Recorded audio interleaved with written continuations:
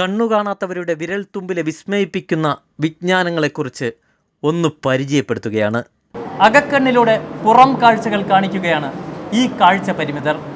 ഒരുപക്ഷെ കണ്ണുള്ളവർ പോലും ചെയ്യാൻ കഴിയുന്നതിനേക്കാൾ അപ്പുറമായിട്ടാണ് കമ്പ്യൂട്ടറിൻ്റെ പ്രവർത്തനം ഇവർ നടത്തുന്നത്.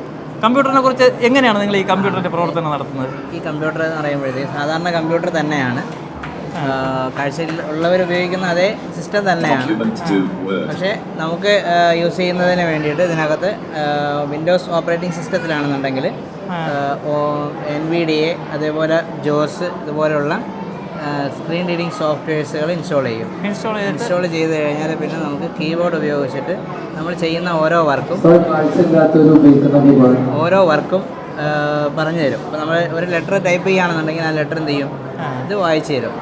നമ്മൾ എല്ലാ എഴുത്തും എന്ത് വേണമെങ്കിലും നമ്മൾ എന്ത് വേണമെങ്കിലും ടൈപ്പ് ചെയ്യാം. ഏത് സോഫ്റ്റ്വെയർ എല്ലാം വർക്ക് ചെയ്യാൻ പറ്റും. വിൻഡോസിന്റെ ശബ്ദത്തിന്റെ സഹായത്തോടെ. അതെ, അതായത് ഫ്രീ ആയിട്ട് ലഭിക്കുന്ന സോഫ്റ്റ്വെയർ ഉണ്ട്, NVDA എന്ന് പറഞ്ഞാൽ സോഫ്റ്റ്വെയർ ഇൻസ്റ്റാൾ ചെയ്തുകൊണ്ട് അതിൻ്റെ സഹായത്തോടു കൂടിയാണ് എല്ലാ വർക്കുകളും ചെയ്യുന്നത്. ഡാറ്റ എൻട്രി ഉൾപ്പെടെയുള്ള എല്ലാ വർക്കുകളും ചെയ്യുന്ന കാഴ്ച പരിമിതരായ ആളുകൾ നമ്മുടെ സമൂഹത്തിലുണ്ട്. കാഴ്ചയില്ലെങ്കിൽ നമ്മൾ എല്ലാത്തിലും സന്തോഷവാനാണ് അല്ലേ? അതെ, കാഴ്ച ഉള്ളപ്പോൾ കാഴ്ചയുടെ വില അറിയില്ല എന്നുള്ളത് വളരെയധികം സത്യമാണ്. കാഴ്ച ഇല്ലാത്തപ്പോഴാണ് അതിൻ്റെ വില നമുക്ക് അറിയാൻ കഴിയുന്നത്. എന്നാലും നമ്മൾ എല്ലാ വർക്കിലും നമ്മൾ ചെയ്യാൻ പറ്റും. ഇപ്പോൾ എന്തൊക്കെ വർക്ക് ചെയ്യുന്നുണ്ട് ഇതിൽ ഞാൻ പിന്നെ ഈ എക്സൽ വർക്ക് ചെയ്യുന്നുണ്ട്, അക്കൗണ്ടിൻ്റെ കാര്യങ്ങളും മറ്റൊക്കെ ചെയ്യുന്നുണ്ട്. അതേപോലെ പിന്നെ മാറ്ററുകൾ ടൈപ്പ് ചെയ്യാനും ചെയ്യുന്നുണ്ട്. ഒരു കാഴ്ചയുള്ളവർ ചെയ്യുന്നതിനേക്കാൾ മികവാർന്ന രീതിയിലാണ് നമ്മുടെ ഈ കാഴ്ച പരിമിതർ കമ്പ്യൂട്ടർ വർക്ക് ചെയ്യുന്നത്.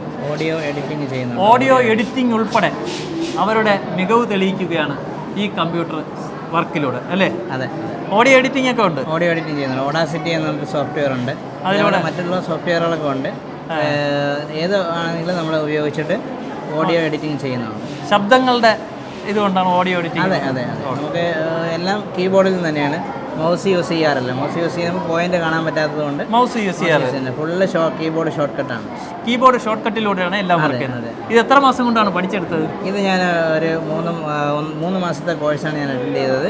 ഇപ്പോഴും 6 മാസത്തെ കോഴ്സ് ഞങ്ങളുടെ സ്ഥാപനം തന്നെ പ്രൊവൈഡ് ചെയ്യുന്നുണ്ട്. CEDITൻ്റെ 6 മാസത്തെ കോഴ്സ് കാഴ്ചയില്ലാത്തവർക്ക് നമ്മൾ പ്രൊവൈഡ് ചെയ്യുന്നുണ്ട് നമ്മുടെ മലപ്പുറത്തുള്ള സ്ഥാപനത്തിൽ. എല്ലാവിധ ഭാവങ്ങളും നേരെ. ഓക്കെ, കാഴ്ചയില്ല എന്നുള്ളത് ഇവർക്കൊരു പരിമിതിയല്ല. നമ്മുടെ വിശുദ്ധ ഖുർആൻ പോലും ഈ ബ്രെയിൽ ലിപികളിലൂടെ ഇവർ വായിക്കുകയാണ്. അങ്ങനെയല്ലേ? എങ്ങനെയാണ്? അതെ, ഇതെങ്ങനെ? ഇത് ബ്രെയിൽ ലിപിയാണോ? ഇത് ബ്രെയിൽ ലിപിയാണ്. ഇതിലൂടെ നമുക്ക് എന്തൊക്കെ വായിക്കാൻ പറ്റും? ഇതിലെല്ലാ ഭാഷയും അവൈലബിൾ ആണ്. ഇംഗ്ലീഷ്, ഹിന്ദി, അറബി, മലയാളം, ഉറുദു എല്ലാ ഭാഷയും നമുക്ക് ബ്രെയിൽ ലിപിയിൽ അവൈലബിൾ ആണ്. അതെ. നിങ്ങളൊക്കെ ഇത് പഠിച്ചെടുക്കാൻ എത്ര ദിവസം വേണ്ടി വന്നു? ഞാൻ ചെറുപ്പത്തിലേ ബ്ലൈൻഡ് ആണ്. അപ്പോൾ കാരണം ഒരു 3 വർഷം കൊണ്ട് നമുക്കിത് ഫുള്ളായിട്ട് പഠിച്ചെടുക്കാൻ പറ്റും. എന്ത് വർക്ക് ചെയ്യുന്നു? ഞാനൊരു പാട്ടുകാരനാണ്. അതെ, ഒരു പ്രൊഫഷണൽ ഗായകനാണ്. പക്ഷേ പ്രൊഫഷണൽ എന്ന് പറയുവാനൊരു മടിയുണ്ട്. വിശുദ്ധ ഖുർആൻ ഒന്ന് ബ്രെയിൽ ലിപികളിലൂടെ അദ്ദേഹം പാരായണം ചെയ്യുകയാണ്. നമുക്കതൊന്ന് കേൾക്കാം. അതിനുശേഷം അദ്ദേഹത്തിൻ്റെ ഒരു പാട്ടും കൂടെ മൈക്കിൽ മൈക്ക് വേണ്ട. ബിസ്മില്ലാഹിർ റഹ്മാനിർ റഹീം അമ്മ യതസാഅലൂൻ അനിൻ നബഇൽ അദീം الذي هم فيه مختلفون كلا سيعلمون ثم كلا سيعلمون ألم يجعل الأرض مهادا والجبال أوتادا وخلقناكم أزواجا وجعلنا نومكم سباتا وجعلنا الليل لباسا. വിശുദ്ധ ഖുർആൻ പാരായണം ചെയ്യാൻ കണ്ണുള്ളവർക്ക് പോലും വളരെ പ്രയത്നിക്കേണ്ടി വരുന്നൊരു വിഷയമാണ്. പക്ഷെ അതൊന്നും വകവയ്ക്കാതെയാണ് ഇവർ വിശുദ്ധ ഖുർആൻ കൃത്യമായ രീതിയിൽ മനഃപ്പാടമാക്കിയതല്ല, ഈ ബ്രെയിൽ ലിപികളിലൂടെ വായിക്കുന്നത്. എന്തായാലും അദ്ദേഹത്തിൻ്റെ ഒരു പ്രശസ്ത ഗായകനാണ്. അദ്ദേഹത്തിൻ്റെ ഒരു പാട്ട് നമുക്കൊന്ന് കേൾക്കാം. പ്രശസ്തമല്ലെങ്കിലും അല്ലേ? ഒരു ഗാനം ഒന്ന്, അദ്ദേഹത്തിൻ്റെ ഒരു ഗാനം നമുക്ക് കേൾക്കാം. ഓക്കെ, നമ്മുടെ ഫേവറേറ്റ് നല്ലൊരു.